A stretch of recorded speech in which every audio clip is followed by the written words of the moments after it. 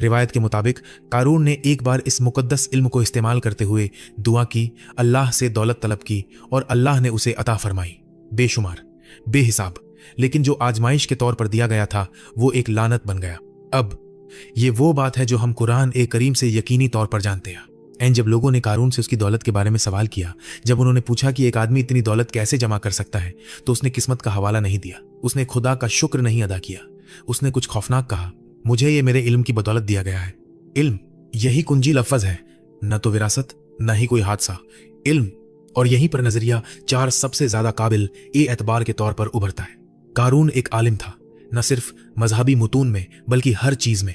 रियाजी, geometry, chemistry वो हल कर सकता था। उसके जहन में पेचीदा हिसाब किताब होता था। वो धातुओं और मिनरल्स की खासियतों को समझता था। वो इंजीनियरिंग जानता था। सबसे अहम बात यह कि वो तौरात से वाकिफ था और उन कदीम सहीफों में कुदरती दुनिया, तख्लीक और चीजों के काम करने के तरीकों के बारे में इशारे पोशीदा थे।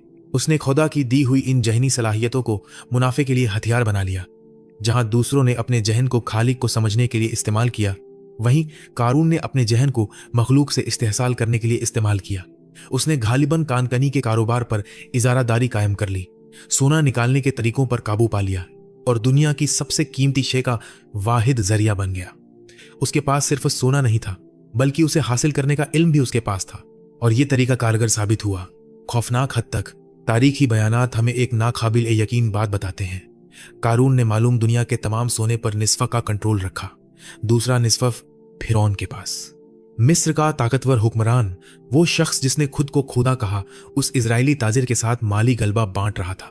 2 आदमी, हर एक के पास दुनिया की दौलत का निस्फ़ हिस्सा।